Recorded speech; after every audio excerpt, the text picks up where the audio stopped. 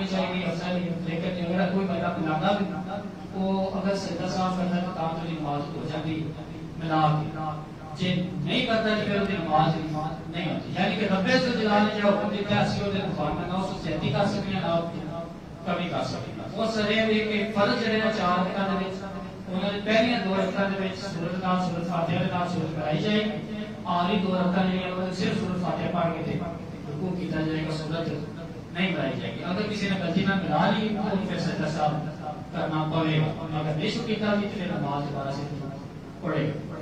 دوسرا گل یہ ہے کہ منت یہ جڑی یہ مان لی بھاوے کسی نے یہ بندہ واپس لے سکتا ہے یا نہیں لے سکتا. کوئی بندے نے منت منی ہے، نظر منی تو یاد رکھو کہ منت 2 طرح کی ہوتی ہے. یہ شرع دے وچ نظر کیا ہے، نظر وَأَوْفُوا نُذُورَ اللہ تعالیٰ فرمانے نے کہ اللہ کے بندے وہ نے جو اپنی نظراں پوریاں کرتے ہیں، یعنی منتاں پوریاں کرتے ہیں. منت 2 طرح کی ہوتی ہے، ایک ہوتی ہے منت شرعی، ایک ہوتی ہے منت عرفی. یاد کر لو اصل تو نسبت بیان کیتے جانے یاد کیتا. منت شرعی وہ منت جو خدا کے واسطے کی ہے.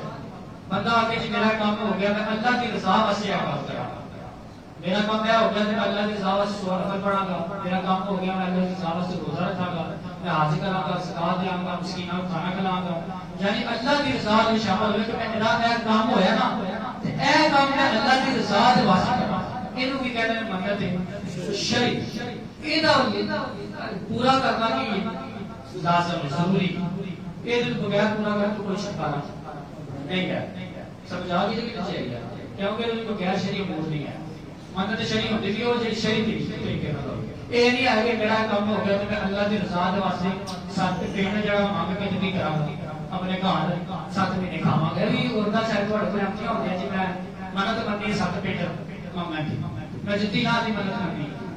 منت جڑی منی ہے وہ بھی شرعی ہوے تے مننے بھی کی خدا کی رضا واسطے ایدا پورا کرنا کی لازم. دوسری منت عرفی، وہ منت عرفی ہے کہ میرا یہ کام ہو گیا فلاں ذات تے چادر چاڑ دیاں گا، یہ چڑھا دیاں گا، یا فلاں بزرگ کو کپڑے لے دیاں گا، طالب علم کو کپڑے لے دیاں گا. یعنی جس اللہ کی رضا وغیرہ نہ ہوئے بلکہ کسی محبوب کے نال دا تعلق ہو وہ منت عرفی ہوندی ہے.